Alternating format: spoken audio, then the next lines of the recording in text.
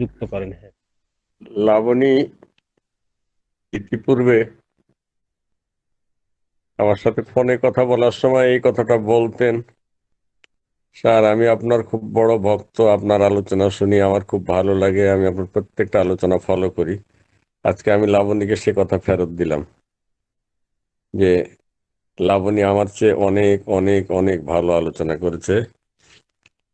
লাবণীর যদি এরকম video record থাকে আমি নিয়মিত লাবণীর রেকর্ড শুনবো, এবং আমি এই কথাটা লাবণীকে ফোন করে নিশ্চয়ই অদূর ভবিষ্যতে বলবো যে লাবণীর আলোচনা থেকে আমি অনেক কিছু শিখলাম, আমি অনেক কিছু শিখছি, আমি অনেক কিছু শিখবো।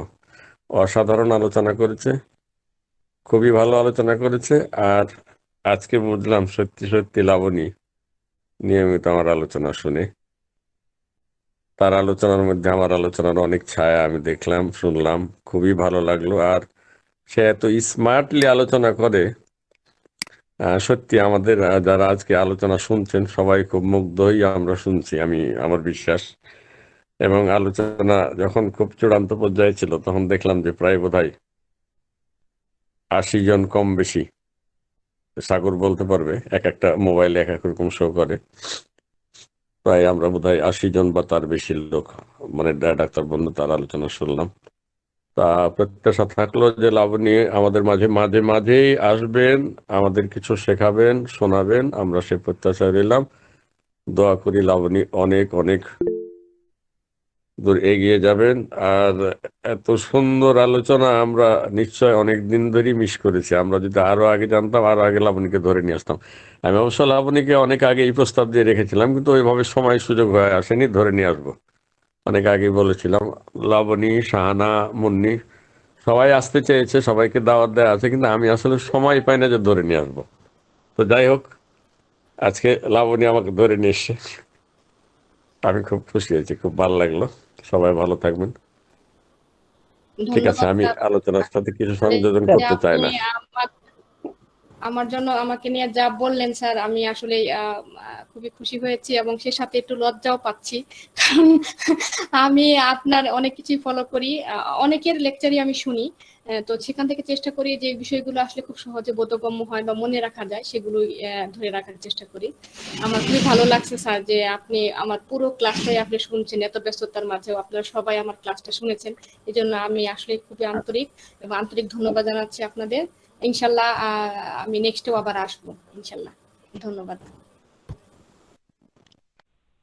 এখন যেহেতু আরো ক্লাস হবে, তার জন্য অনেক কিছু বলা বাকি আছে। তো তবুও একটুখানি বলি, নামটা যখন ডাকাই হলো।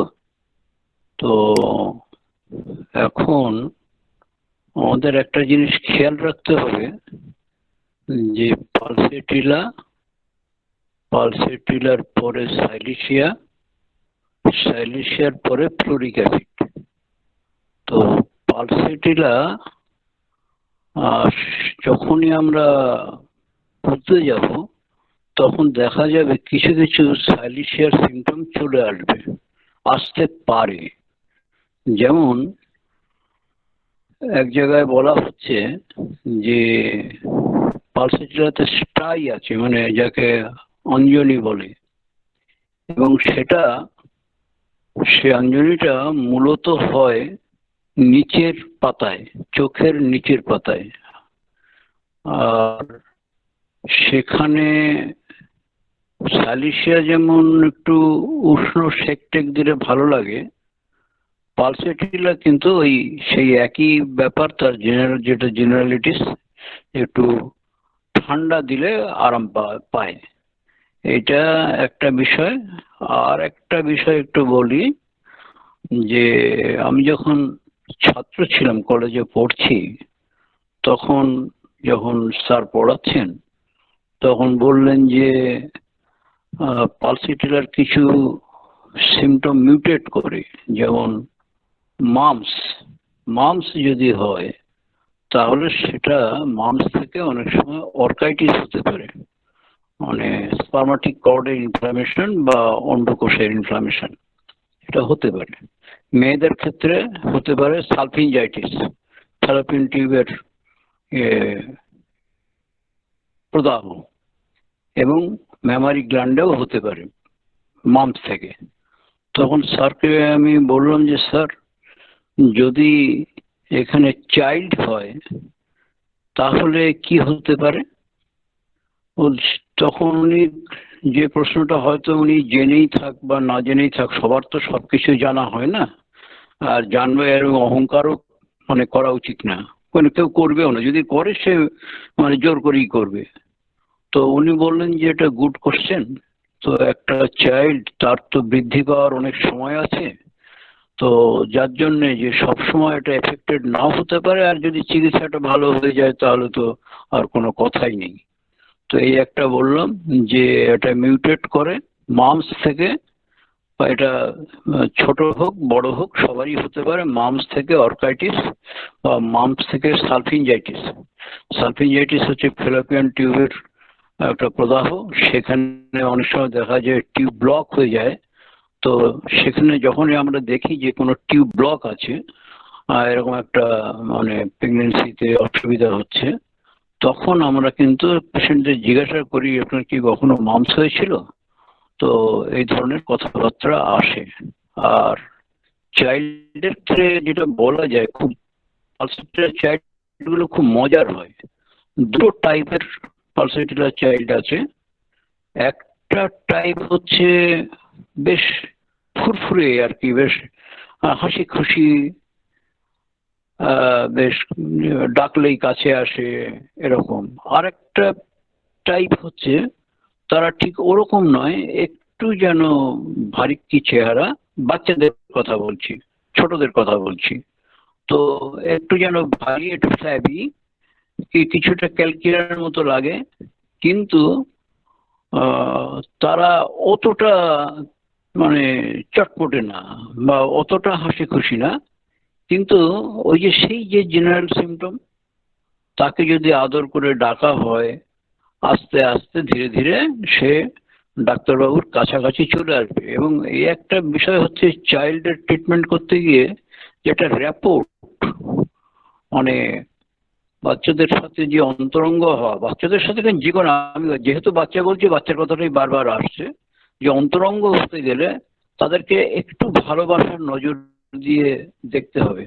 এবং শিশুরা, আমি এর আগেও বলেছি, শিশুরা কিন্তু আমরা মনে করি যে ও বাচ্চা, ও কি আর বুঝবে, কিন্তু আমার মনে হয় মানে শিশুরা বড়দের থেকে নেহাত কম বোঝে না। এবং বাচ্চাদের সাথে যদি আপনি ভালো করে মিশতে পারেন, তাহলে পালসেটিলার চাইল্ড যেমন এরকম বলবে আর কি, এরকম আমি অনেক কয়েকবার, বেশ কয়েকবার না অনেকবার শুনেছি, জানো তো ডাক্তার, আমার মা না আমাকে খুব মারে। হ্যাঁ, এই যে এই সুন্দর করে যে পালসেটিলার বাচ্চাগুলো, মানে আপনার সাথে যদি মানে ডাক্তারের সাথে যদি একটু সম্পর্কটা নিবিষ্ট হয়, একটু ঘনিষ্ঠ হয়, তাহলে সে তার মনের কথা সবকিছু বলে ফেলবে। তো এই পর্যন্ত বেশি আর বলি না, যেহেতু ক্লাস এখনো অনেক আছে। তো ওই জেনারেল সিমটম একটা, সেটা কিন্তু সবসময় থাকবে, সেটা হচ্ছে একটু সে খোলামেলা হাওয়ায় থাকলে ভালোবাসে, ভালো থাকতে ভালোবাসে এবং থাকলে তার ভালো লাগে। আর থার্স্ট, পিপাসা, এই দুটো জিনিস কিন্তু পালসেটিলারকে দেখতেই লাগবে। যদি না থাকে তাহলে কিন্তু পালসেটিলারকে স্ট্যান্ড করানো খুব মুশকিল, মানে তৃষ্ণাহীন, আর হচ্ছে গরম কাতরতা। কিন্তু আবার দেখা যাচ্ছে যদি কানের ব্যথা হয়, কানের ব্যথা হলে গরমের মধ্যে যদি কোনো কারণে তার ঠান্ডা লেগে যায়, সে ঠান্ডা কিছু খেয়েই হোক বা হঠাৎ ঠান্ডা, প্রচন্ড গরম তারপর থেকে হঠাৎ ঠান্ডা বাতাস শুরু হলো, বৃষ্টি আসলো, দেখা যাচ্ছে তার কানের ব্যথা শুরু হলো, এই তখন কিন্তু আমরা পালসেটিলার দিলেও তাকে, যদি তার জেনারেলিটিস থাকে যে গরম কাতর, তাহলে কিন্তু পালসেটিলার দিলেও সে ভালো হয়ে যাবে। এই পর্যন্ত বলি, আর তো অনেক কিছু বলার আছে, আরো স্যাররা আছেন তারা বলবেন। তাহলে তাদের পালসেটিলার রোগীদের অন্ডকোষের দারুণ প্রবলেম হয়, মানে অন্ডকোষ ফুলে যায়, ব্যথা হয়, আহ হাঁটতে পারে না, নড়তে পারে না। আবার মেয়েদের ক্ষেত্রে যদি হয় তাহলে তাদের স্তন যুগলের প্রবলেম হয়। আহ ফেঁপে যায়, ফুলে যায়, মানে নড়াচড়া করতে পারে না। স্যার এই বিষয়ে যদি কিছু বলতেন গিরিধর বিশ্বাস স্যার। এই এই বিষয়ে তো বললাম, মানে আহ, এই বিষয়ে বললাম যে এটা মিউটেশন বলা হয়। হ্যাঁ, রোগ এক জায়গায় হচ্ছে, সেখান থেকে আর এক জায়গায় চলে যাওয়া, এক জায়গা থেকে আরেক জায়গায় চলে যাওয়া। তো পালসিটিলার পেশেন্ট যদি ছেলে হয় তাহলে তার ইয়ে থেকে মাম্পস হলে মাম্পস থেকে চলে যাওয়া অর্কাইটিস হয়। অর্কাইটিস হচ্ছে তার অর্কাইটিস এটা কিভাবে ব্যাখ্যা করি, মানে ওই অন্ডকোষের যে স্পার্মাটিক কর্ডের ইনফ্লামেশন হয় এবং অন্ডকোষের ইনফ্লামেশনও হয়। আর মেয়েদের ক্ষেত্রে হয় স্তনের তো ঝামেলা হয় খানিকটা, আর একটা যেটা সব থেকে বড় ঝামেলা সেটা হচ্ছে ওই ফ্লোপিয়ান টিউবের একটা গন্ডগোলটা হয়, ইনফ্লামেশন হয়, সেখানে ফ্লোপিয়ান টিউব কিছু ব্লক হয়ে যেতে পারে। হ্যাঁ, তো এইটা হলে তাদের সন্তান ধারণের জন্য পরবর্তী সময়ে একটা অসুবিধা হয়। তো এই পর্যন্তই জানা আছে, এর বেশি কিছু জানা নেই। যার জন্য আমরা কোনো ফ্যালোপিয়ান টিউবের যদি কোনো ইনফ্লামেশনের ঘটনা কোনো পেশেন্টের কাছে পাই, তখন কিন্তু আমরা তাকে জিজ্ঞাসা করি আপনার কি কখনো মাম্পস হয়েছিল, এবং যদি মাম্পস হয় তাহলে সেই সংক্রান্ত কিছু চিকিৎসা সেখানে দেওয়া যেতে পারে। এবং আরো ব্যাপার আছে, মাম্পস হলে অনেক সময় দেখা যায় যে টার্মগুলো, প্যাথোলজিক্যাল টার্মটা আমি ভুলে যাচ্ছি, কুণাল স্যার আসলে হয়তো বলতে পারবে বলেই ভাবছি। অনেক সময় যে তার জয়েন্ট পেনও হতে পারে, যে মাম্পসের পরে কোনো জয়েন্ট পেন, এটাও হতে পারে। এই পর্যন্ত বললাম। প্রতিটা ইন্ডিকেশন, প্রত্যেকটা জেনারেল সিমটমস, এগুলো সব আমাদের বারবার যত চিকিৎসক আছেন অনেকবার এই ধরনের মেডিসিন গুলো পড়াশোনা করেন, সেভাবে এগিয়ে যান, সেভাবে প্রতিনিয়ত আবার ভিউ গুলো চেঞ্জ হয়, আবার শিখতে হয়। এরকম শিখতে হবে কে যে কিভাবে মেডিসিন গুলোকে কোন দিক দিয়ে কিভাবে অ্যাঙ্গেল থেকে বিশ্লেষণ করবেন বা ভাববেন, এটাই বড় আবিষ্কার। লাবণী ম্যাম এক ধরনের বললেন। এবারে এইটা আশাফুল স্যারের এতে অনেকবার শুনেছি, এবং অন্যান্য ইউটিউবের চ্যানেলের অনেক বড় বড় লেকচার আছে, সেগুলো শুনেছি। কিন্তু ব্যাপার হচ্ছে মেডিসিন গুলো চিনতে এইভাবে আমাদের আলোচনাগুলো যতবার হবে, একটা মেডিসিন পালসেটলা যদি 10 বার 10 জনের মাধ্যমে করা যায় আরো পরিস্ফুট হবে। এই রিয়েলাইজেশন গুলো, এই আমাদের যে দৃষ্টিভঙ্গি গুলো, কার কোন ইন্টেলিজেন্সে কে কিভাবে নেবেন, এখানেও আমাদের একটা গুরুত্বপূর্ণ জিনিস। এইভাবে আমাদের শিখতে হবে প্রতিনিয়ত, এইভাবে মেডিসিন গুলো আলোচনা করে যেতে হবে। সঙ্গে সঙ্গে অন্যান্য যে আলোচনাগুলো সেগুলোও চলবে, এবং এই মেডিসিন গুলোই তো আমাদের আসল। এইগুলো অমরনাথ স্যার আজকে চলে গেছেন, পার্থবাবু আছেন এখনো হয়তো। মেডিসিন গুলো শুধু আমাদের এইগুলো তো জানতেই হবে, এই যে জেনারেল সিমটমস, মেন্টাল সিমটমস, এইগুলো তো স্বাভাবিক জিনিস একটা ডিফেক্টিং মেডিসিন চেনার জন্য, এবং ক্যারেক্টার অফ এ পেশেন্ট চেনার জন্য এগুলো তো লাগবেই। এর বাইরেও গভীর জিনিস অনেক আছে, যেগুলো মানে কারুকাজ বা যেগুলো কলকাঠি যদি আমরা ঠিকঠাক নাড়তে পারি, কিন্তু মেডিসিন গুলো আরো মানে সুন্দর রূপে উদ্ভাসিত হয়ে উঠবে। সেজন্য প্রত্যেকটা এই ডিফেক্টিং মেডিসিন গুলো আমাদের মাইজমেটিক অ্যাঙ্গেল থেকে প্রত্যেকটা সিমটমস, এমনকি প্যাথোলজির বা পার্টিকুলার্স বা ক্লিনিক্যাল যে আমাদের যে ইয়েগুলো হয়, প্রুফিং, সেগুলোর উপরে কিন্তু ম্যাথমেটিক আলোচনা প্রয়োজন। ম্যাডাম পরে আলোচনা করবেন বলছে, চাইল্ডের ব্যাপারটা আমরা অধিক আগ্রহে শুনবো। আর একটা জিনিস হচ্ছে উনি রেপার্টরিজাইজেশন বা রেপার্টরির যে রুব্রিক্স গুলো সেগুলো আলোচনা করবেন।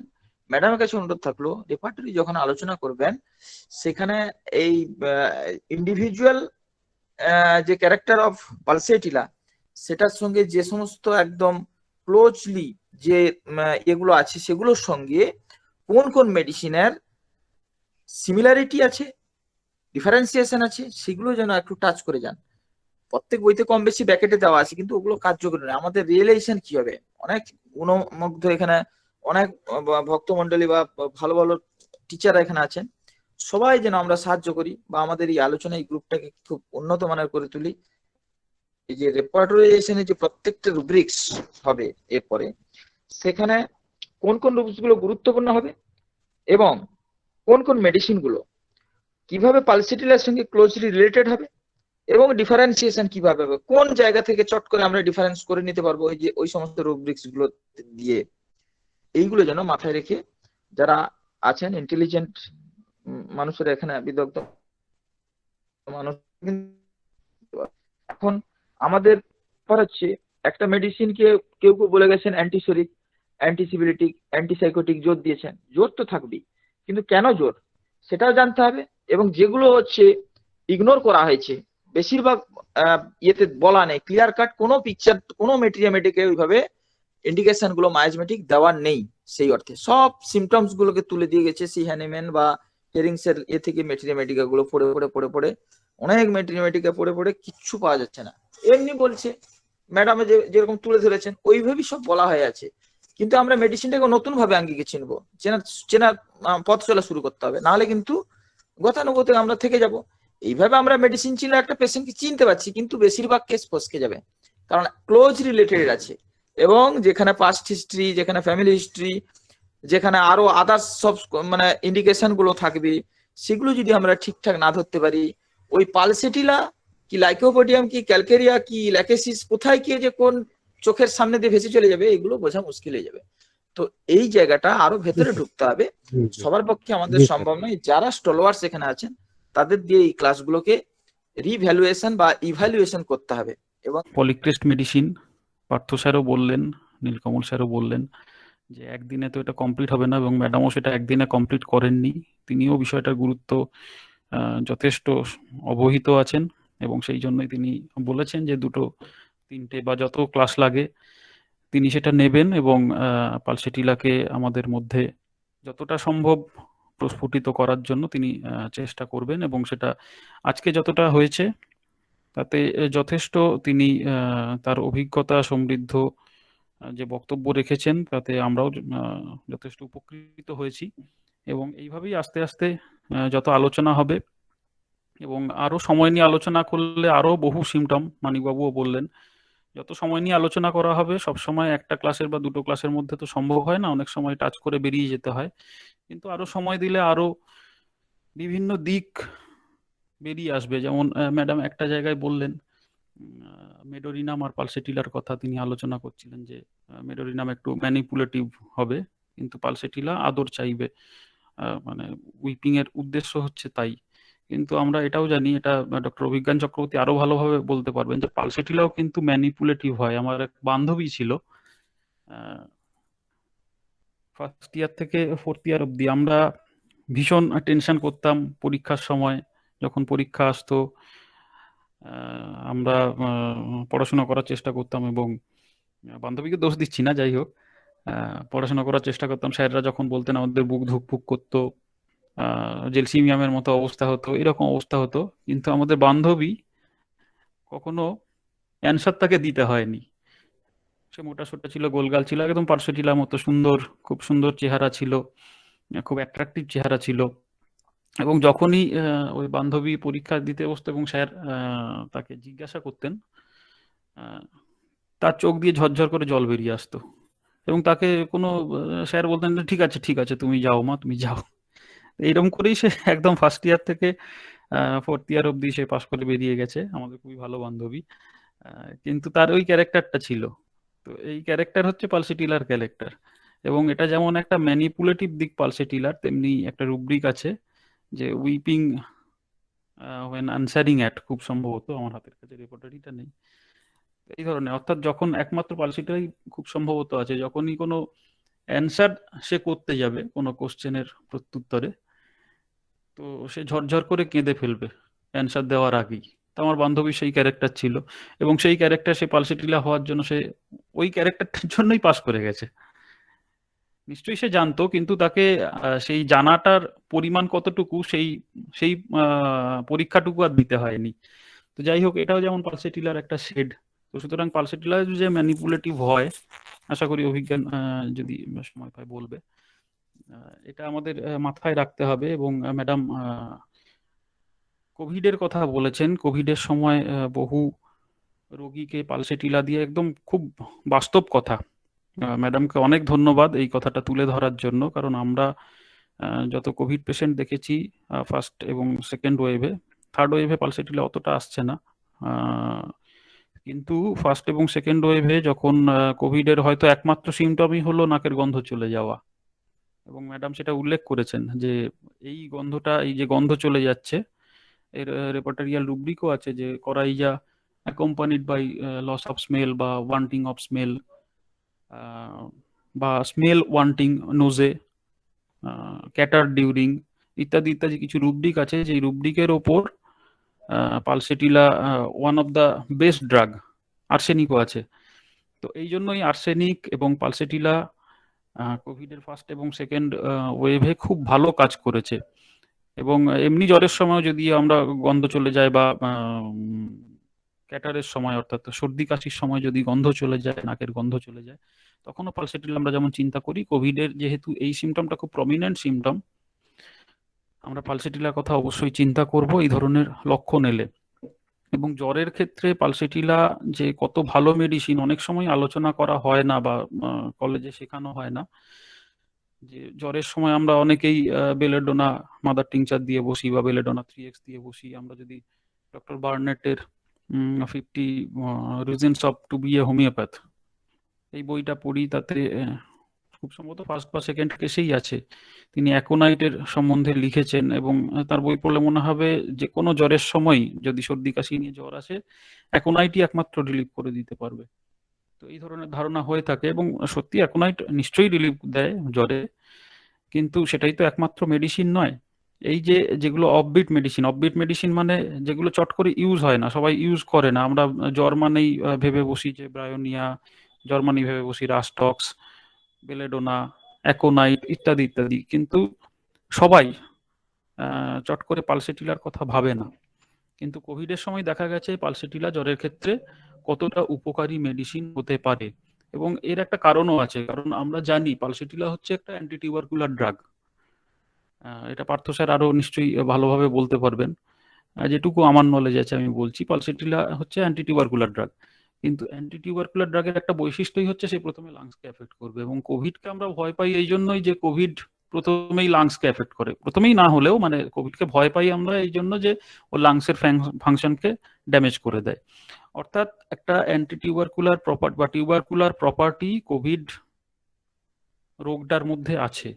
তো এই জন্যই পালসেটিলা, যত অ্যান্টিটিউবারকুলার মেডিসিন গুলো আছে পালসেটিলা ছাড়াও কোভিডের ক্ষেত্রে খুব বেশি উপকারী হতে পারে, যার মধ্যে অন্যতম হচ্ছে পালসেটিলা। এবং পালসেটিলার জ্বরে যে সেই ইউজগুলো, আমাদের দুর্ভাগ্য হচ্ছে অ্যালেন স্কিনোটে খুব সম্ভবত পালসেটিলার জ্বর নিয়ে লেখা নেই, খুব সম্ভবত যতটুকু আমার মনে পড়ছে, থাকলেও হয়তো এক লাইন থাকতে পারে। কিন্তু বরিকে আমরা কিছুটা পাই, পালসেটিলাতে সেখানে লেখা আছে খুব বড় অক্ষরে যে 4 PM অ্যাগ্রাভেশন, অর্থাৎ বিকেল 4টের দিকে, বিকাল 4টে মানেই আমরা অনেক সময় লাইকোপিয়াম ভেবে বসি, কিন্তু জ্বরের ক্ষেত্রে যদি বিকেল 4টের সময় অ্যাগ্রাভেশন হয় বা ওই সময়টাকে, ওই সময়কালটুকু অর্থাৎ ইভিনিং মানে বিকেলের দিকে অ্যাগ্রাভেশন হয়, তাহলে pulsatilla one of the best medicine. তো এই আমরা যখন জ্বর কোনো পেশেন্ট নিয়ে আসবে, এই সময় প্যান্ডেমিক প্রচুর জ্বর আসছে, কোভিড হচ্ছে, সিজনাল ফিভার হচ্ছে, তো আমরা সবসময় চেষ্টা করব পেশেন্টকে বলার যে একটা জ্বরের চার্ট রাখতে, 1 ঘন্টা অন্তর হোক, 2 ঘন্টা অন্তর হোক, 2 ঘন্টা অন্তর হলে সবচেয়ে ভালো। সেই জ্বরের চার্ট যদি আমরা প্রত্যেক দিন দেখি, first day, second day, third day, তাহলে কোন সময় প্যারক্সিজমটা হচ্ছে এবং ওষুধ দেওয়ার পরে তার প্যারক্সিজমটা কিভাবে চেঞ্জ হচ্ছে। পালসেটিলা তো চেঞ্জেবল প্যারক্সিজম, তো শুধু পালসেটিলা নয়, যে কোনো রোগের ক্ষেত্রেই কোন সময় বাড়ছে, কোন সময় কমছে, ওই চার্ট দেখলে আমরা খুব সুন্দরভাবে বুঝতে পারবো। এটা আমি অতটা ভালো গুরুত্ব দিতাম না, কিন্তু ডক্টর জ্ঞানানন্দ সাহার সঙ্গে আলোচনা করার পর স্যার একদম স্ট্রিক্টলি বলে দিয়েছিলেন তুমি কিন্তু জ্বরের চার্ট রাখবে, জ্বরের চার্ট ছাড়া তুমি জ্বর ট্রিটমেন্ট করতে যাবে না। এবং স্যারের সেই অভিজ্ঞতা আমার মানে স্যারের সেই উপদেশ আমার জীবনে প্রচুর কাজে লেগেছে। এবং আপনাদেরও আমি বলবো, আমার সেই অভিজ্ঞতা শেয়ার করব, যে আপনারাও কিন্তু জ্বরের চার্ট রাখবেন, তাহলে খুব ভালোভাবে বোঝা যাবে কোন সময় জ্বরটা বাড়ছে এবং কমছে। এবং বরিকে যেটুকু লেখা আছে যে থার্স্টলেস, জ্বরের সময় থার্স্টলেস পালসেটিলা ইত্যাদি আলোচনা করা হয়েছে, এবং লেখাও আছে অ্যালেন্সে যে থার্স্টলেস ইন নিয়ারলি অল কমপ্লেন্টস। কিন্তু পালসেটিলার এমন কিছু ফ্যালাসি আছে যে ফ্যালাসিগুলো আমরা অনেক সময় মনে হয় যে পালসেটিলা নয় অন্য ড্রাগের দিকে চলে যাই। যেমন পালসেটিলা হচ্ছে গরম কাতুরে, সবাই জানেন যে ওপেন এয়ার ভালোবাসে, ঠান্ডা বাতাস ভালোবাসে। কিন্তু তাহলে সামার সিজনে জ্বরের সময় আমরা পালসেটিলার কথা ভাবতে পারি, কিন্তু যদি আমরা মেটেরিয়া খুলি তাহলে দেখবেন ফিভার উইন্টার ইন, সেখানে 8-10টা ড্রাগের নাম লেখা আছে, তার মধ্যে অন্যতম হচ্ছে পালসেটিলা। অর্থাৎ উইন্টার সিজনেও যদি বৃদ্ধি হয়, তাহলেও জ্বরের বৃদ্ধি হয়, তাহলে আমরা পালসেটিলার কথা ভাবতে পারি। এবং এই সময়, এই ওয়েদারে, উইন্টার সিজন আসতে চলেছে বা এসে গেছে, এই সময় যে কটা যে জ্বরগুলো হয়, তখন আমরা কিন্তু এই রুব্রিকটা নিতে পারি, এবং এই রুব্রিক থেকে ফিভার উইন্টার ইন, এখান থেকেও কিন্তু আমরা পালসেটিলাতে পৌঁছতে পারি, এটাকে একটা রুব্রিক রেখে। তেমনি করাইজার কথা তো বলেছেন ম্যাডাম খুব ভালোভাবেই। Coryza accompanied by loss of smell. তো এবং আমরা যদি এই যে জ্বরের চার্ট যখন দেখব, চিল স্টেজ কোন সময়, হিট স্টেজ কোন সময়, এগুলো আমরা বুঝতে পারবো। এবং পালসেটিলার এই যে চিল স্টেজ, অর্থাৎ যে সময় শীত করছে তারপরে গা গরম হয়ে যাচ্ছে, শীত করছে তারপরে গা গরম হয়ে যাচ্ছে, তারপরে সোয়েট হচ্ছে, জ্বরের যে স্টেজগুলো, চিল স্টেজ, হিট স্টেজ আর সোয়েট স্টেজ। তো হিট স্টেজ কিন্তু পালসেটিলার যথেষ্ট দীর্ঘায়িত, চিল স্টেজ ততটা দীর্ঘায়িত নয়। পালসেটিলার এই যে থার্স্টলেসনেস, এটা কিন্তু শুধুমাত্র চিল স্টেজের সময়, অর্থাৎ যখন শীত করছে তখন পালসেটিলার জল তেষ্টা পাবে না। কিন্তু যখন হিট স্টেজে চলে যাচ্ছে, গা গরম হয়ে যাচ্ছে, সেই সময় কিন্তু পালসেটিলা যথেষ্ট থার্স্টি। এবং আমরা যদি দেখি যে চিল বিফোর, অর্থাৎ যখন শীত হচ্ছে তার আগে, অর্থাৎ প্রোডার্মাল স্টেজটা, জ্বর আসার আগের স্টেজ, এবং হিট স্টেজ, এই স্টেজে কিন্তু থার্স্টি ড্রাগগুলোর মধ্যে পালসেটিলা অন্যতম। তো এই যে ফ্যালাসি, অর্থাৎ থার্স্টি মানে পালসেটিলা মানেই যে থার্স্টলেস, তা কিন্তু নয়। থার্স্টলেস অবশ্যই আছে, কিন্তু সেটা মূলত যখন শীত করছে সেই স্টেজে, এবং দীর্ঘায়িত যে হিট স্টেজ আছে সেই স্টেজে কিন্তু পালসেটিলা থার্স্টি হতে পারে, থার্স্টলেসও হতে পারে, কিন্তু মূলত থার্স্টি। এবং আমরা অনেক সময় পালসেটিলাকে যেভাবে সবাই ব্যাখ্যা করেন যে পালসেটিলা মাইল্ড, জেন্টল, এই ধরনের মেজাজ। তো আমরা অ্যাকিউট যখন কোনো রোগ হয় সেই সময় জ্বরের মেজাজ কেমন আমরা জানতে চাই, জ্বরের সময় মানে এই রোগ অবস্থাতে কোনো রকম পরিবর্তন হলো নাকি। তো আমরা পালসেটিলা যদি মাইল্ড, জেন্টল এইভাবেই পালসেটিলাকে ভেবে থাকি, তাহলে কিন্তু অনেক সময় ভুল হয়ে যেতে পারে। জ্বরের সময় খিটখিটে হয়ে গেছে, আমরা হয়তো ক্যামোমিলা ভেবে নেবো, আমরা হয়তো ব্রায়োনিয়া ভেবে নেবো। কিন্তু যদি আমরা ইরিটেবিলিটি ফিভার ডিউরিং দেখি বা ইরিটেবিলিটি চিল ডিউরিং দেখি, তাহলে ওখানে কিন্তু আমরা পালসেটিলাকে খুঁজে পাবো। সুতরাং জ্বরের সময় খিটখিটে হয়ে গেলে যে পালসেটিলা নয়, ওটাকে বাদ দিয়ে দেবো, যেহেতু খিটখিটে আছে, সেটা কিন্তু ভেবে বসাটা একটু ভুল হয়ে যাবে। আমরা যদি রেপোর্টারি দেখি তাহলে পালসেটিলাকে এইভাবে। তেমনি আরেকটা সিমটম আছে যেটা আমাদের খুব ভুল হয় এবং আমরা অনেক সময় খেয়াল করি না, যে সারাদিন ঠিক আছে, আমরা দেখছি জ্বরের প্যারাক্সিজম, বিকেলবেলার দিকে জ্বর আসছে, এবং জ্বর আসার সঙ্গেই প্রচন্ড রেস্টলেস হয়ে যাচ্ছে, ভীষণ অ্যাংসাস হয়ে যাচ্ছে, বাড়ির সবাইকে ডাকছে, সবাইকে ডাকো, আমাদের এক স্যার ছিলেন, সবাইকে ডাকো, আমি আর বাঁচবো না, আমি মরে যাব। ভীষণ ভয় একটা যে সে আর বাঁচবে না, অর্থাৎ fear of death during fever.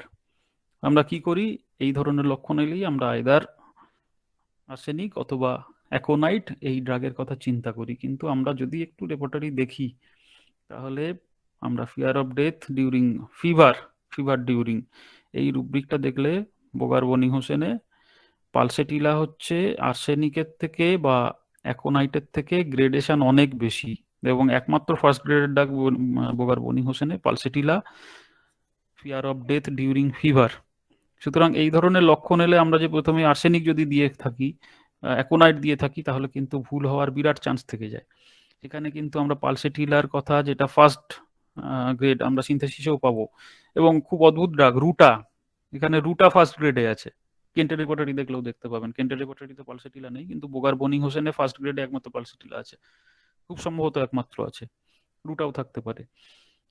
অর্থাৎ জ্বরের সময় যদি ফিয়ার অফ ডেথ আসে, তাহলে আমরা আর্সেনিকের আগে, অ্যাকোনাইটের আগে আমরা পালসেটিলার কথা চিন্তা করব। সুতরাং এই ফ্যালাসিগুলোর কথা, অর্থাৎ এইগুলো আমরা কিন্তু পালসেটিলাকে এড়িয়ে যাই, যে কথাগুলো বললাম।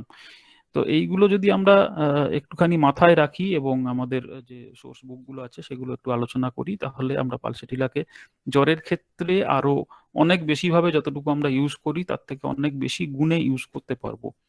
তো এই জ্বরের শেড নিয়ে মোটামুটি একটা আলোচনা করলাম, এবং আরো বহু শেড আছে, আরো স্যারেরা আছেন তারা আলোচনা করবেন।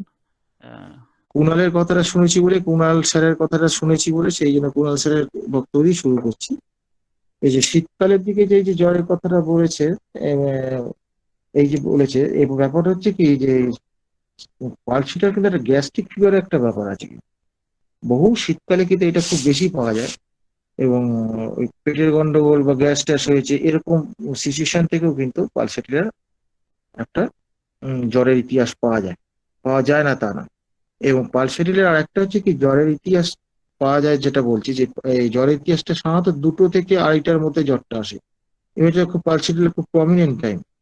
এবং ব্যাপারটা হচ্ছে কি যে পালসেটিলাকে সুজার অ্যাকুট ড্রাগ অনেকে বলেন, বা আমাদের স্যার ডাক্তার তপন কাঞ্জিলাল এটা বলেন, এবং সেটা খুব অদ্ভুত ব্যাপার। পালসেটিলার সঙ্গে খুব মিল আছে থুজার খুব মিল আছে। থুজার মিল বলতে ব্যাপার হচ্ছে থুজার পালসেটিলা যেমন ওপেন এয়ার পছন্দ করে, থুজাও তাই করে। টাইমটাও মোটামুটি ওই 2.5 ঘন্টা 8 ঘন্টা এদিক ওদিকটা তো কোনো ব্যাপার নয়। এবার পালসেটিলার মধ্যে সাইকোটিক ফেনোমেনাটা প্রবল পরিমাণে আছে। ওই জন্য ব্যাপার হচ্ছে কি যে পালসেটিলার ডিসচার্জ গুলো দেখবেন, সেখানে গ্রিনিশ ডিসচার্জটা খুব কমন ফ্যাক্টর পালসেটিলার। তারপরে এই যে ঠান্ডায় আরাম, এগুলো সবকিছুই কিন্তু ওর আন্ডারে পড়ে যাবে। শুধু তাই না, মেন্টালিও পেশেন্ট কিন্তু খুব সাইকোটিক এর নেচার, যেটা এই ম্যানিপুলেশনের কথাটা যেটা এই যে বললেন আমাদের কুণাল ভট্টাচার্য বললো, যেটা সেইটা কিন্তু খুব খুব মজার ব্যাপার। এরা কি করে, যেটা আমাদের লাবণী ম্যাম খুব সুন্দর বলেছেন, যে সাইকোটিক পেশেন্ট ওই মেডুইনামের পেশেন্ট হচ্ছে তার ম্যানিপুলেশন করার জন্য করে, এই কিন্তু তা নয়, ভালোবাসা পাওয়ার জন্য করে। বুঝতে হবে ব্যাপারটা হচ্ছে যে সাইকোটিক ড্রাগ হচ্ছে সাইকোটিক মানে মোটামুটি সাইকোসিসের গভীরতার দিক দিয়ে বিচার করলে পালসেটিলার থেকে মেডুইনাম অনেক বেশি এবং মেডুইনামের পেশেন্টের ম্যানিপুলেশন তো থাকবেই, সাইকোসিসের প্রাধান্য যেখানে থাকবে সেখানে ম্যানিপুলেশন তো হবেই, এবং ওখানে একটা এক্সাজারেশনের ব্যাপার আছে, অতিরঞ্জন করার একটা ব্যাপার আছে। ফলে ওদের সবকিছু যেন অতি ভাব আছে, কথায় কথায় কেঁদে ফেলবে, কথায় কথায় করবে, এই ব্যাপারগুলো কিন্তু মেডুইনামে আছে। এবার পালসেও আছে। পালসের ক্ষেত্রে এই যে ভালোবাসাটা চাইছে, এই যে তার একটা বলে কি ভালোবাসার প্রতি যে আকাঙ্ক্ষা, যেটা ভালোবাসা করে সে খুশি হয়, সোজা কথা সে কিছুটা আবার একটু অন্যভাবে নেবেন না। যেমন সেই পোষা কুত্তা যেমন হয় না, পোষা কুত্তা সেই মনিবের চারিদিকে পা নাড়িয়ে নাড়িয়ে তার একটু আদর পাওয়ার জন্য, কথাটা অন্যভাবে নেবেন না, মানে ক্ষমা করবে, এইভাবে বলাটা উচিত হচ্ছে না, বোঝার জন্য বলছে। এই পালসেটিলার পেশেন্টের মধ্যে এই ভাবটা কিন্তু আছে, তারা কিন্তু এইটা চায়, ভালোবাসে।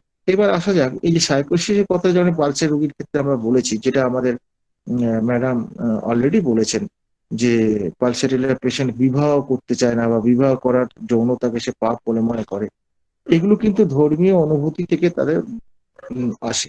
ধর্মীয় অনুভূতি থেকে আসে মানে কি, এখানে ব্যাপারটা হচ্ছে কি যে ধর্মীয় অনুভূতিতে যখন সে কিন্তু বায়াসড হয়ে যাচ্ছে, হ্যাঁ, যখন সে মানে কি ওই বায়াসের বাংলা কি বলবো, মানে কি ধর্মীয় অনুভূতিতে যখন সে মানে কি বলবো প্রেজুডিস হয়ে পড়ছে, তখন এই জিনিসটা তার মধ্যে প্লে করছে। এবং আমি এরকম পেশেন্ট একটা পেয়েছিলাম, এরকম পেয়েছিলাম, একজন প্রফেসর ভদ্রমহিলাকে পেয়েছিলাম, তাই এরকম একটা ঘটনা আমি পেয়েছিলাম।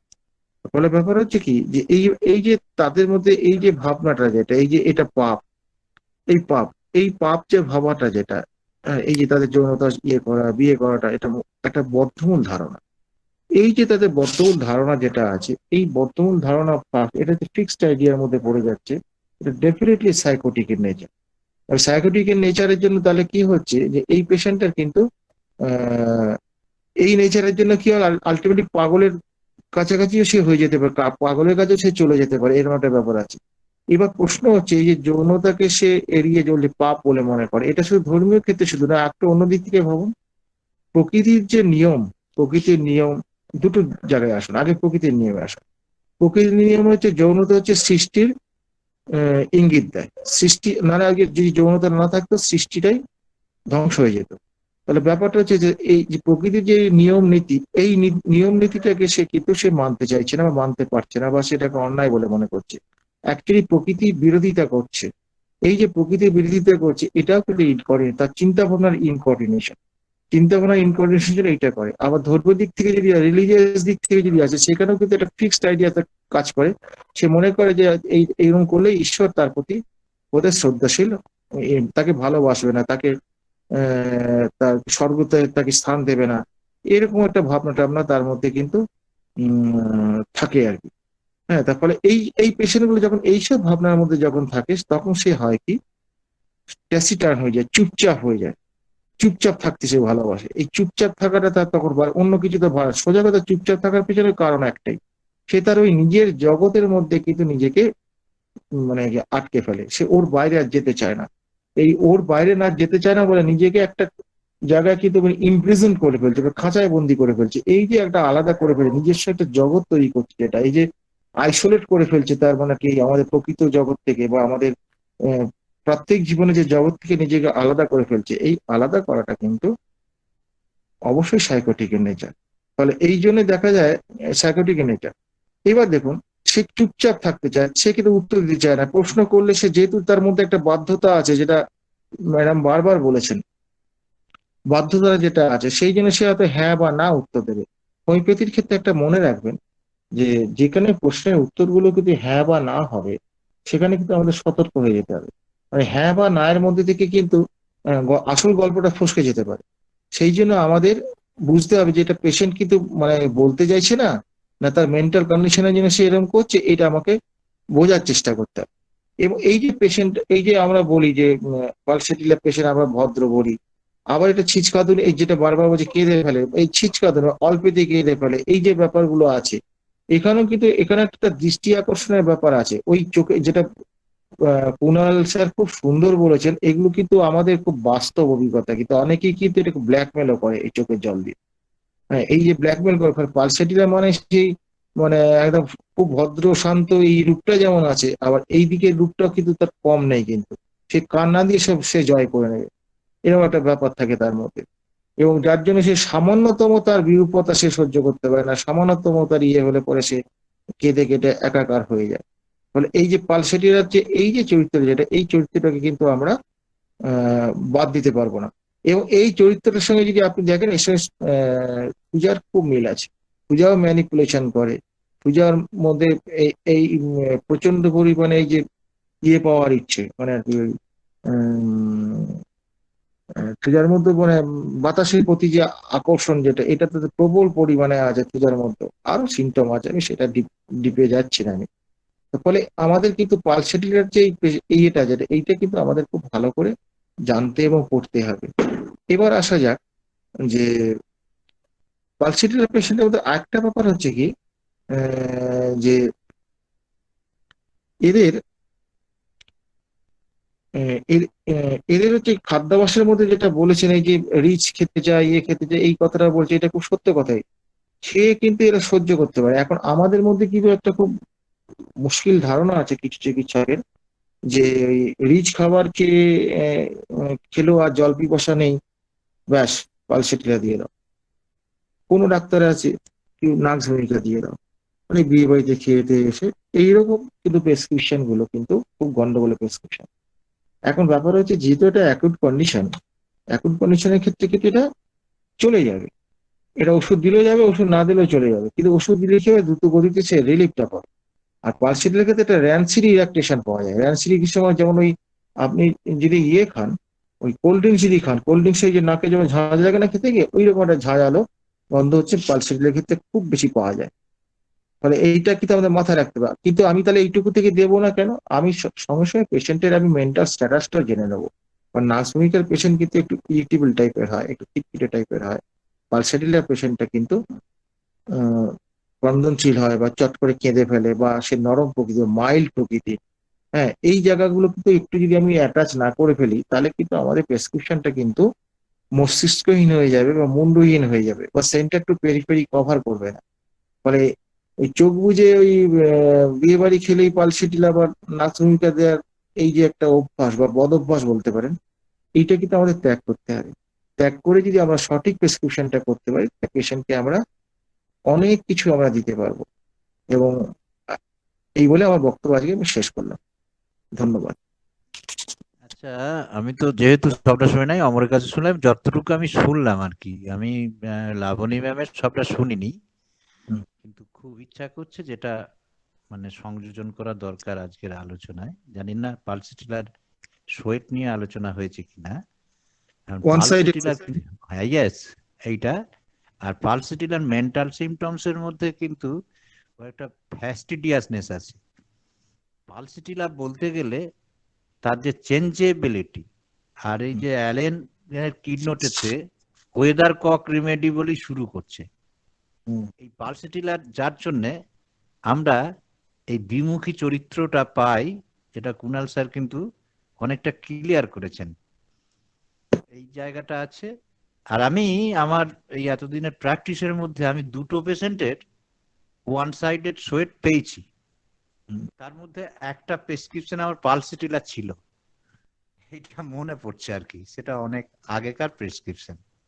আমি জ্বরের ক্ষেত্রে পেয়েছিলাম রে, আমি জ্বরের ক্ষেত্রে পেয়েছিলাম বছর খানেক আগে। তা জ্বর ছাড়ছে না। খুব খুব খুব রেয়ার সিমটম। ওটা আমি পুরো মানে একদিকটা কলকল করে ঘামছে আর একদিকটা ড্রাই, অদ্ভুত। এইরকম লাইফে আমি মাত্র দুটো পেশেন্ট পেয়েছি এতদিনকার প্র্যাকটিসের মধ্যে। পাওয়া মুশকিল এগুলো। স্যার আমিও একটা পেয়েছিলাম স্যার, এই এক সাইড ঘাম, এবং আমি তাকে ওনার ভিতরে দুইটা ক্যারেক্টার পেয়েছি। একটা হচ্ছে তার এক সাইড ঘাম, এবং সে আরেকটা কথা বলেছিল যে ম্যাডাম আমার যত ব্যথার সাথে আমার তত শীত ভাব লাগে। এবং আমি তাকে চোখ বুঝিয়ে মানে আর বাকি কিছু কিছু ম্যাচিং করেছি, পালসটা দিয়েছিলাম, এবং পেশেন্ট 17 দিনের মধ্যে সে সুস্থ হয়ে যায়। তার ওভারিয়ান সিস্ট ছিল, আর আরো অর্শ ছিল, মানে একদম সদ্য বিবাহিত মেয়ে ছিল, তাকে তার ফ্যামিলি মেনে নিতে চায়নি এই সৃষ্টির কারণে। কারণ গ্রামের মেয়ে ছিল তো, হয়তো ভাবছিল যে হয়তো বা সে সন্তান ধারণ ক্ষমতা অক্ষম হবে। তো ইনশাল্লাহ আমার এই রোগী ট্রিটমেন্ট 17 দিনের পরে, 1 মাস পরে সে তাকে ধুমধাম করে আবার শ্বশুরবাড়ি উঠায় নেওয়া হয়েছে আর কি, টেস্টের রিপোর্ট যখন তার পজিটিভ আসছে। এটা আমি পেয়েছিলাম একটা পেশেন্টের কাছে। ধন্যবাদ স্যার, আপনাদের সকলের কথা শুনে অনেক ভালো লাগলো। ধন্যবাদ। আর একটা বিষয় হচ্ছে পোটেনসি কত দিয়েছিলেন ম্যাডাম? পোটেনসিটা কত ছিল?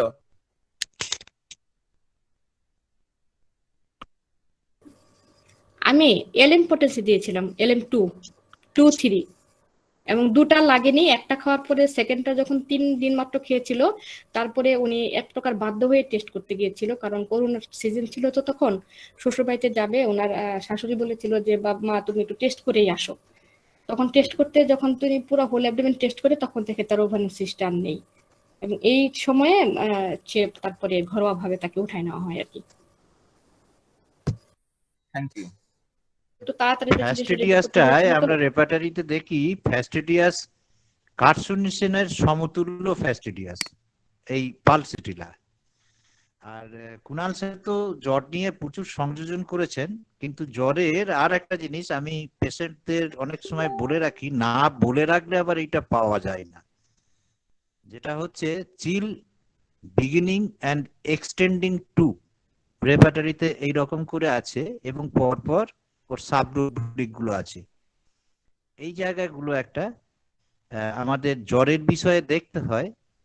আর চেঞ্জেবল প্যারক্সিজম, চেঞ্জেবিলিটি তো পালসিটিলার একটা ওয়ান অফ মানে তার ক্যারেক্টারিস্টিক্স সিমটমস এর মধ্যে চেঞ্জেবিলিটি ছাড়া পালসিটিলা হয় না। সেই জন্য পালসিটিলা কুণাল স্যার যেমন অনেকটাই বলেছেন মাইল্ড, ইউজুয়ালি মাইল্ড, কিন্তু পালসিটিলা ইরিটেবলও হয়ে যেতে পারে তার চেঞ্জেবিলিটি স্বভাবের জন্যই। এই চেঞ্জেবিলিটি এইটা একটা মানে সোরার সাথে সিফিলিটিক বা একটা টিউবারকুলার ডায়াথিসিস, যেটা লাবণী ম্যাম বলেছেন, বনিং হোসেনের উদাহরণ টেনে উনি বলছিলেন। কাজেই যেখানেতে টিউবারকুলোসিস সে তৈরি করতে পেরেছে, সেখানেতে ইউজুয়ালি টিউবারকুলার ফোকাস যেখানে, সেখানে কিন্তু সোরার সাথে সিফিলিস মায়োজমের কম্বিনেশন হয়। কিন্তু আমাদের জ্ঞাতার্থে জানাই এই সোরার সাথে সাইকোসিসের কম্বিনেশনও কিন্তু টিউবারকুলার ডায়াথিসিস হয়, সেখানে বলা হচ্ছে কনজামশন। এবং এই নিয়ে আমাদের এখানে ডাক্তার নাম করব কি আর, উনি কিন্তু সারা বিশ্বেরই ওনার অর্গাননেরও ব্যাখ্যা বই আছে। আমাদের এখন পশ্চিমবঙ্গ রাজ্য শাখার সায়েন্টিফিক সাব কমিটির উনি আবার প্রেসিডেন্টও বটে। তিনি আমার এই কথার সাথে এগ্রি হননি, এবং এ নিয়ে আমার অমরনাথ, আমাদের তপন ঘোষ, আমাদের আর এক কলিগ, খুব ভালো নলেজ আছে।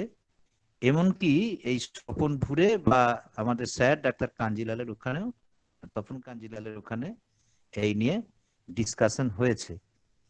কিন্তু এটা জেএন কাঞ্জিলালও কিন্তু সাপোর্ট করছেন। কাজে এইটা যে ওই টিউবারকুলার ডায়াথিসিস শুধু সোরার সাথে সিফিলিস করলেই হয় না, সোরার সাথে সাইকোসিস হলেও হতে পারে। কাজে এই এটা একটা যেমন আমাদের জানার বিষয়। তবে ইউজুয়ালি সোরার সাথে সিফিলিসের কম্বিনেশনে এই টিউবারকুলার ডায়াথিসিস তৈরি করে।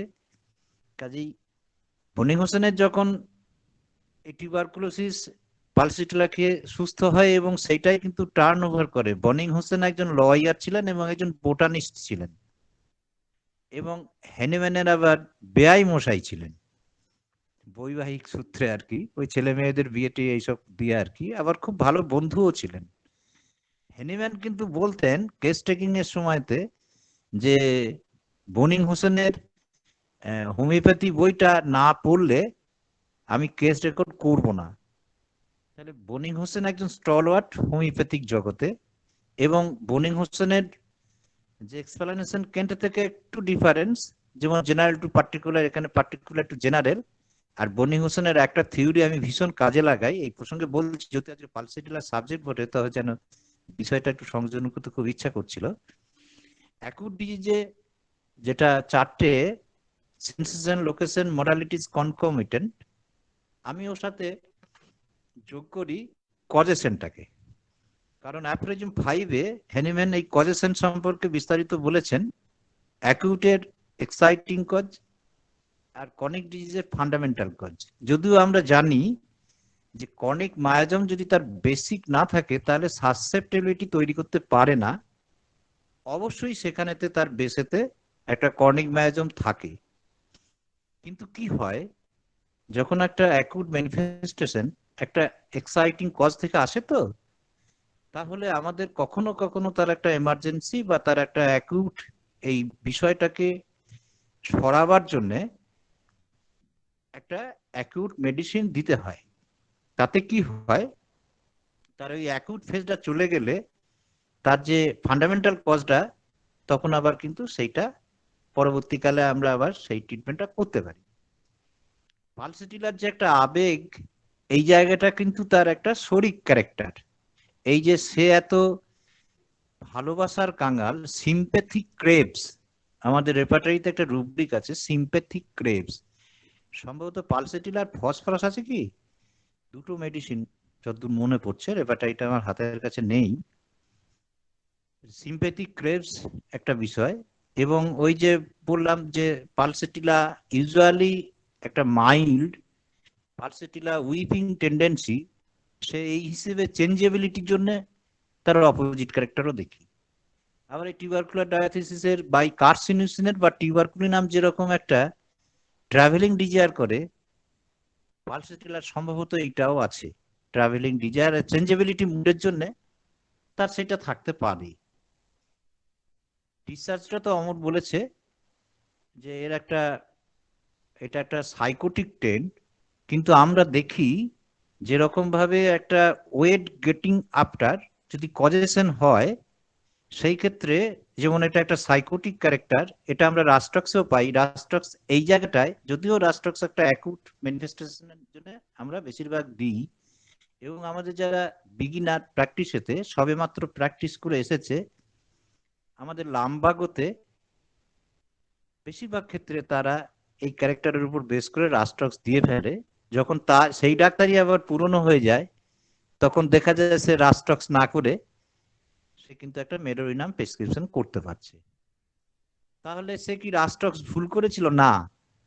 এই আলো আমরা জানি সরল রেখায় যায়, এটা আমাদের কিন্তু যখন আমরা কম পড়াশোনার মধ্যে বিজ্ঞানটা, ফিজিক্সটাকে কম জানি, তখন মানে এটা যদি একটা ক্লাস 10 অবধি বলা যায় তাহলে হয়তো বলতে হবে যে না আলো সরল রেখায় চলে, কিন্তু যখন একটা মাস্টার ডিগ্রি করবে সে যদি বলে আলো সরল রেখায় চলে, সেটা কিন্তু ভুল হয়ে যায়। তার কিন্তু একটা ওয়েভ লেন্থ তার আছে, সেটা কিন্তু মাপজোপেরও একটা বিষয় আছে, সেখানে কিন্তু সহজ সরল রেখায় যায় না।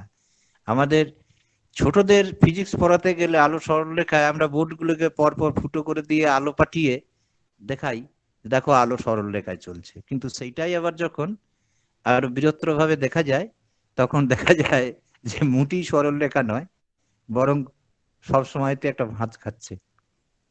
যাই হোক, এই যে বোঝার জন্যে তাহলে আর্লি প্র্যাকটিসে যেটা রাস্টক্স, সেটা আবার আমরা যখন অভিজ্ঞ হই সেই ডাক্তারই সেটা রাস্টক্স না দিয়ে মেডোরিনাম দেয়। এটা তো জ্ঞানের সীমাবদ্ধতার জন্য বা আমরা যখন বিষয়টাকে একটু কম জানি তখন এইরকম ভুলভাল হয়ে যেতে পারে। তাহলে সাইকোসিস ক্যারেক্টারে যেমন ওই যে ওয়েট গেটিং বা তার যে ওই ডিসচার্জটা, এইটা একটা সাইকোটিক ক্যারেক্টার, আর তার যে এই আবেগের জায়গাটা সেটা কিন্তু শরীর, কিন্তু সে যখন আবার ওই আবেগটাকে কাজে লাগিয়ে তার একটা কার্যসিদ্ধি করছে, ম্যানিপুলেট করছে, এই চালাকিবাজিটা, সেটা কিন্তু সাইকোসিস ক্যারেক্টার। আর গ্যাস্ট্রিক ফিভারে আমি একজনকে নাক্স ভূমিকা দিয়ে ভালো করেছিলাম ফিভার, পালসেটিলা দিয়ে নয়, সেটা পালসেটিলা গ্যাস্ট্রিক ফিভার প্রচুর আসে এবং আমরা বি। আর আমার মনে হয় এই আমাদের গ্রুপে যত আছে মানে যারা প্র্যাকটিস করছে বা ডাক্তার হওয়ার আগেও পালসেটিলা প্রেসক্রিপশন করে নাই, এইরকম ডাক্তার মনে হয় পাওয়া যায় নাই। আমি আপনাদের সাথে শেয়ার করেছিলাম সম্ভবত আগে, যখন আমি রেজিস্ট্রেশন পাইনি আমি তখনও স্টুডেন্ট, সে আমাদের বাড়ির গরুর বাচ্চা হওয়ার একটা অবস্ট্রাকশন, যারা না শুনেছেন তাদের জন্য আর একবার বলছি, যারা শুনেছেন তার তো আগেই জানা হয়েছে। সেই ক্ষেত্রে কিন্তু আমি ওই ঘোষেরা আসার পরে তো সেই বাচ্চাটাকে যখন ডেলিভারি করাতে পারছে না, যে একটা বাচ্চাটা আটকে গেছে, তাদের মতামত হিসেবে তারা সেইটা যখন পারলো না, এক্সপার্ট ঘোষেরা যখন পারলো না, তখন ভেটেরিনারি সার্জনকে কল করা হয়েছে। আমার দাদা এই দেখাশোনাগুলো করতেন, আমার শেষদা, তিনি ডাক্তারকে আনতে চলে গেছেন। আর সৌভাগ্যক্রমে সেই সময় আমি বাড়িতে, আমি সেই ছুটির পিরিয়ডেতে আর কি বাড়িতে গেছি, সঙ্গে 2-4টে ওষুধ রয়েছে, পালসেটিলাটা ছিল, সম্ভবত পালসেটিলা 200 ছিল। তা আমি তার ওই সিমটম সিমিলারিটি আমার সেই তখনকার জ্ঞানের মতন করে আমি পালসেটিলা দিয়ে কিন্তু ডেলিভারি করেছিলাম। এখন তো আমরা ডেলিভারি করার সুযোগ অনেক কম পাই। আমি যখন বাঘাযতীনে থাকতাম সেই সময় একটা অ্যাকুনাইট দিয়ে ডেলিভারি করিয়েছিলাম। এক ভদ্রমহিলাকে আমাকে ডেকেছিলেন, কিন্তু খুব সুন্দর সুন্দর আমাদের হোমিওপ্যাথিক ওষুধ আছে। আর মেনস্ট্রুয়েশনে তো অজস্র সিমটমস পালসেটিলায় ভরা। পালসেটিলা অপপ্রয়োগও প্রচুর হয়। পালসেটিলাকে জেনে বুঝে কেউ ব্যবহার করে, কেউ না জেনে বুঝেও ব্যবহার করে। কখনো কখনো হয় কি, ওই যে প্যালিয়েশন বা একটা অ্যাকুট ফেজটাকে, সেইটা এই অমর যেরকম বললো আর কি, যে এইটুকু দেখি পালসেটিলা, তার মুডটাকে দেখলাম না, বুঝলাম না। এই ওপেন এয়ারে পালসেটিলা পেশেন্ট ভীষণভাবে ভালো থাকে, ঠান্ডাটা সে ভালো চায়। এগুলো তো আলোচনা হয়েই গেছে। আজকে যতটুকু শুনেছি এবং এই কুণাল স্যার এবং এই অমরনাথের পরে আর কি এইটুকু সংযোজন করার লোভ সামলাতে পারলাম না আর কি। যাই হোক, আপনাদের অশেষ ধন্যবাদ। লাবণী ম্যামকে তো আমি ওনার ক্লাস এই প্রথমে শুনলাম, আমি ইউটিউবে ওনার অ্যাকচুয়ালি অত সময় আমি দেখিনি। তা যাই হোক, ওনার লেকচার খুব ভালো লেগেছে, খুব মনোজ্ঞ আলোচনা উনি করেছেন। পরবর্তীকালে আমরা আরো শুনবো, শিখবো। সকলের কাছেই তো কিছু সাইকোটিকও আছে, এই যে ওই ওখানে যেটা বললাম আর কি, যে টিউবারকুলার ডায়াথিসিস, এইটা যার জন্য কিন্তু আপনারা দেখে থাকবেন যে টিউবারকুলিনাম আর ব্যাসিলিনাম, অ্যালেন স্কিনোটে কিন্তু ওটাকে এক করেছে, বোরিক কিন্তু ওটাকে আলাদা করেছেন। আর এইটা ডিফারেন্স কিন্তু খুব সুন্দর করেছেন জেএন কাঞ্জিলাল।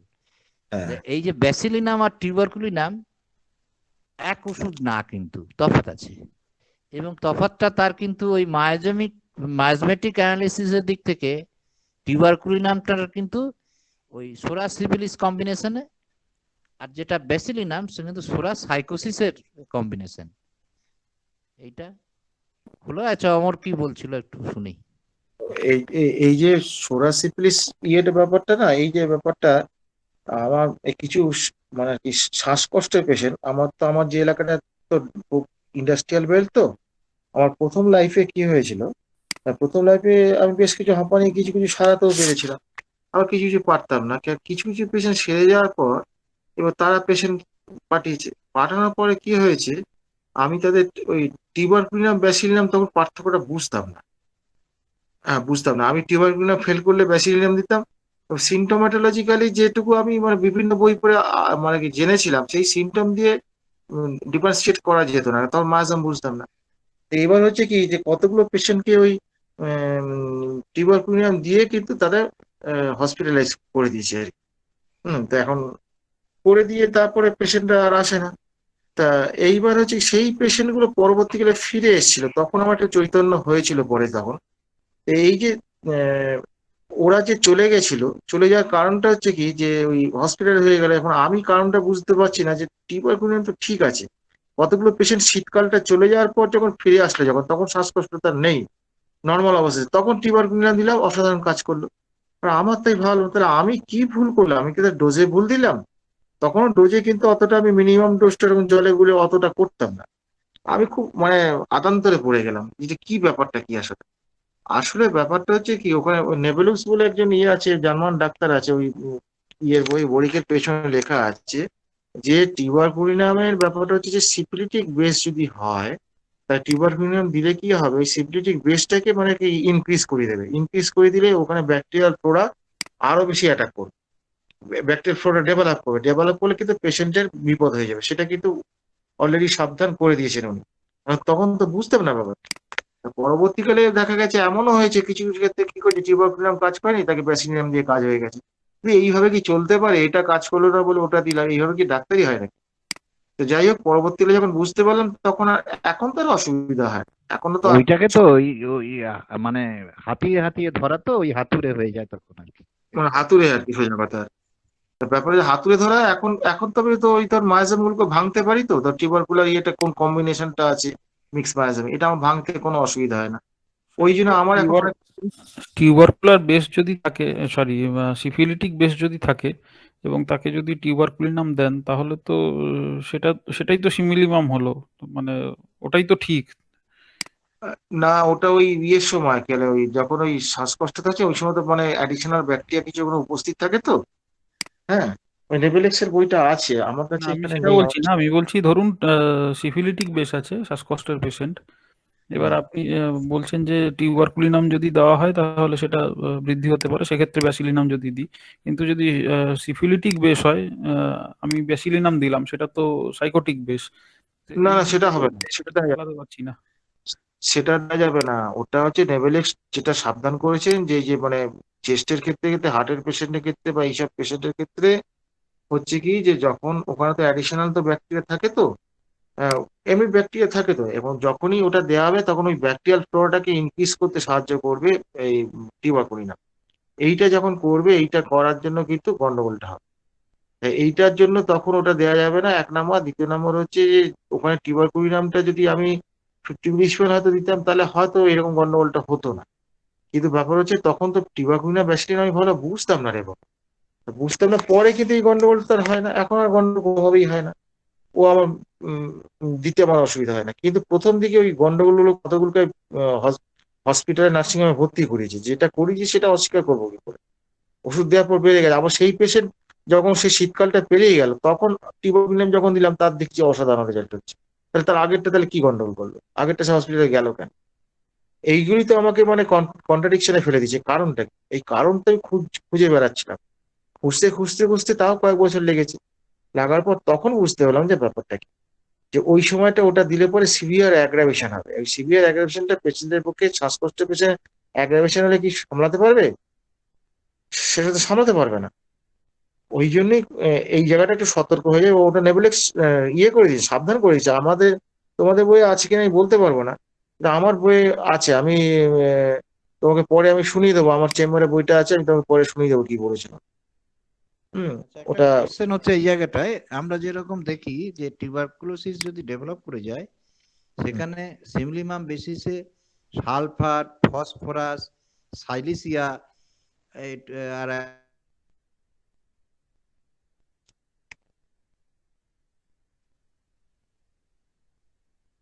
যখন শোনা যাচ্ছে না? হ্যালো, হ্যাঁ হ্যাঁ হ্যাঁ, আমাদের স্টলওয়ার্ডরা এই অ্যাক্টিভ টিউবারকুলোসিসের ক্ষেত্রে বা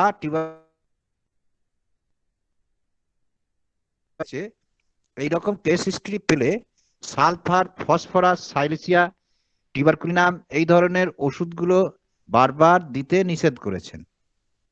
এখন কোশ্চেন হচ্ছে, হেনেম্যানের 50 মিলিসিমাল বোরিক যখন 6th এডিশন পাবলিশ করলেন, তারপর থেকে তো আলোর মুখ দেখলো, যার জন্য কেন্ট বা ওই ধরনের স্টলওয়ার্টের লেখালেখির মধ্যে আমরা এই সাবধান বাণীটা শুনতে পাই।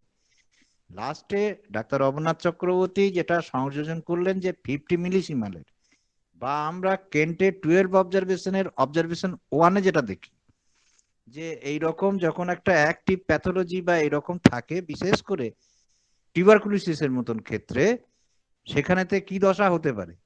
কিন্তু এইখানে আমরা তাহলে এই কুণাল স্যার যে কথাটা বললেন যে তাহলে পারে আমার যেখানেতে টিউবারকুলিনাম হচ্ছে, তাহলে আমি ব্যাসিলিনাম দেবো কেন, একদম সঙ্গত কোশ্চেন, তাহলে তো সেটা সিমিলিমাম হবে না। তাহলে এখানে আমাদের উপায়টা কি?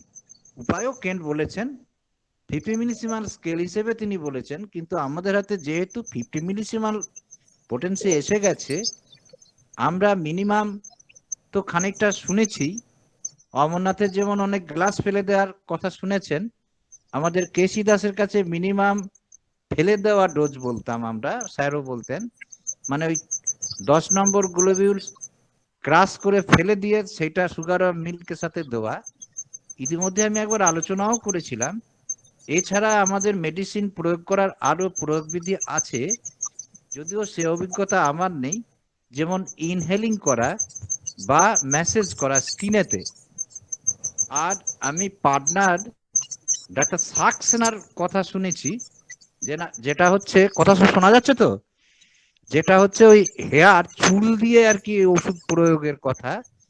সেখানে কিন্তু তিনি সিলেক্টেড মেডিসিন, সেই একটা শিশির মধ্যে ডিস্টিলড ওয়াটার আর সেটা ডিসপেন্সিং অ্যালকোহল আর ওই ওষুধ যোগ করে তার হেয়ার ফলিকেল রুট থেকে তুলে নিয়ে সেটা ডুবিয়ে খানিকটা চুল বাইরে রেখে কর্ডটাকে আটকে দেওয়া হয়। সেইখানে নাকি তিনি দাবি করছেন যে এই ওয়েভ লেন্থে সে পৃথিবীর যে প্রান্তই থাকুক না কেন, সে সুস্থ হবে। যদিও এই ব্যাপারে ওই শোনা আছে, ওই পর্যন্ত আমার অভিজ্ঞতা নেই। আমি একটা পেশেন্টকে করেছিলাম, কিন্তু সেই পেশেন্টটার সেটা একটা কাজ হয়েছে বলে আমার মনে হয়েছিল। Doctor Saxena, partner doctor homeopath, তিনি এনাকে এই মেথডটাকে চালান। তাহলে সাহানি ও সাহানি কি, সাহানি না সাক্সেনা, বন্ধু সাহানি, ডক্টর বন্ধু সাহানি। ও, আমি সেই ডাক্তারের সাক্ষাৎও পেয়েছিলাম, আমাদের পাটনা কনফারেন্স যখন হয়েছিল আমি গিয়েছিলাম, পাটনা কনফারেন্স আমার জানে হয়তো, তা সেখানে তার সাথে আমার দেখাও হয়েছিল, বা আমি শুনেছি তার ক্লিনিকে নাকি এরকম আছে। তাহলে আমরা এই মিনিমাম ডোজে যদি সাহানির এই বিষয়টা ঠিক হয় এবং আপনারাও যদি এইটাকে দেখেন, সেই ক্ষেত্রে কি হবে? তাহলে এটা আমাদের এক্সপেরিমেন্টাল বিষয়টা পর্যায়ে যাবে। যেহেতু এই গ্রুপে এখনো দেখছি তো 33 আর 6 39 জন প্রায়, এটা ডাক্তার একে সরকার সাগর উনি বলতে পারবেন, যাক অন্তত এই কয়েকজন তো অন্তত শুনলেন। তাহলে সেই ক্ষেত্রে মিনিমাম ডোজটা আবার কোন জায়গায় চলে যায়? হ্যাঁ, এক হচ্ছে ফেলে দেওয়া, এক হচ্ছে ঘ্রাণে, একটা হচ্ছে মেসেজ, আর একটা হলো ওই চুল দিয়ে তার ওষুধকে কেমন দেওয়া। তাহলে এই যে বিষয়গুলোকে তো আমাদের কনসিডারের মধ্যে রাখতে হবে নাকি? আপনারা একটু একটু প্র্যাকটিস করে আপনাদের অভিজ্ঞতাগুলো শেয়ার করুন না। হ্যাঁ, ক্লিয়ার করতে পারলাম কি ব্যাপারটা? ধন্যবাদ। আমি অমরদাকে জিজ্ঞেস করছি, অমরদা, আগে টিউবারকুলিনাম দিয়ে আপনি শ্বাসকষ্টের পেশেন্টকে হসপিটালাইজ করেছেন, কিন্তু বর্তমানে টিউবারকুলিনাম দিয়ে আপনি ওটা সারিয়ে দিচ্ছেন, এর পেছনে কারণটা কি একটু বলে বোঝান। এখন কি হ্যালো, করছি? এখন এখন কি টিউবারকুলিনাম দিচ্ছেন কিন্তু সে পেশেন্ট গুলো সেরে যাচ্ছে, এর পেছনে কারণটা কি একটু বলে বোঝান। এখন কারণটা হচ্ছে কি, আমি যদি শীতকালে পরে আগে আমি যদি ওই শ্বাসকষ্টের পেশেন্ট যদি থাকে, সেই সব ক্ষেত্রে আমি টিউবারকুলিনামকে হয়তো 70 গ্লাস 80 গ্লাস পরিবর্তন করে জিভের চামচের কোণটা ঠেকাতে বলি। সেটা আর আমি এখন আর ওই ওই ডাইরেক্ট ওই 1 চামচ জলের কত গল্প ছেড়ে দাও, ওসব আমি করি না এখন। আমি ওই যেখানে বারবার ভয় থাকে সেই ক্ষেত্রে সতর্ক হয়ে যাই। আর কতগুলো রোগের ক্ষেত্রে এইটা যেটা হচ্ছে, যেটা বললাম আমি শ্বাসকষ্টের ক্ষেত্রে বললাম, অ্যালার্জির ক্ষেত্রে আমি এরকম কাণ্ডটা করি টিউবারকুলিনাম দিতে গেলে। এখন তাহলে ব্যাপারটা হচ্ছে যে এইটা উম, এইরকম ভাবে যদি করা যায়, মিনিমাম ডোজ তো তোমার নিজের বুদ্ধি অনুযায়ী তো তুমি করতেই পারো। হ্যাঁ, সেটা করতে পারলে তো ভালো হবে। জলের ব্যাপারে তো আমি তো বহুদিন ধরে করছি, তাই এই তো ধরো দীপক বলো বা আমাদের গড়ই টড়ি আছে, এরা 20-30 ক্লাস পরিবর্তন করে তো এখন ওরা কোনো ডাইরেক্ট ওষুধই এখন দেয় না। ওইভাবে দিয়ে ওই জিভে জিভে ঠেকিয়ে দেওয়াটা এখনো বোধহয় দীপক সাহস পায় না। মাঝখানে আমি বকাবকি করেছিলাম যে তুমি দেবে না কেন। তো যাই হোক, সেটা এখন করেছি কিনা জানি না। তা এখন যত তুমি মিনিমাম দেবে তত তুমি অদ্ভুত অদ্ভুত খেলা দেখতে পাবে। এবং অনেকে আছে এরকম করে, ওই ছুঁচ ডুবিয়ে না, ছুঁচ ডুবিয়ে, এটাও কিন্তু খারাপ নয়। ছুঁচটা ডুবিয়ে কি করে, ওই ছুঁচের ডগাটা ঠেকিয়ে দেয়। অনেকে আছে যে দাঁত খুঁটে পিক আছে না, ওই পিক করে কি, ওই জলের মধ্যে দিয়ে পিকটাকে ডুবিয়ে দিয়ে পিকের ডগাটাকে ঠেকিয়ে দেয় বা টেনে দেয়। এইভাবেও অনেকে করছে। কোনোটাই কিন্তু প্রশংসার, প্রত্যেকটি প্রশংসার দাবি রাখে। মূল কথাটা হচ্ছে মিনিমাম ইয়ে। আর ওই 272 নম্বর যে আমাদের অ্যাফোরিজম আছে, কোনালের কাছে আমি এটা শিখেছি, সেটা হচ্ছে যে ওখানে মিনিমাম নার্ভ এন্ডিংসকে টাচ করাতে হবে। এই মিনিমাম নার্ভ এন্ডিংসকে টাচ করানোর উদ্দেশ্যে এটা করা হয়েছে। সেই ক্ষেত্রে ওই চামড়ার ঘষাটা মিনিমাম নার্ভে টাচ করবে কিনা আমার সন্দেহ আছে। তো ঘ্রাণের ক্ষেত্রে করা যায়, ঘ্রাণের ক্ষেত্রে আমি করি না। গানের ক্ষেত্রে আমি খুব মানে খুব বিশ্রী কন্ডিশনে পড়েছিলাম বলে আমি ওই আস্তে আস্তে ওটা সব তুলে দিয়েছিলাম। সেটা এর আগেও একদিন আলোচনা করেছিলাম, আজকের ওটা বলছি না। ওই জন্য ঘানে আমি দেই না।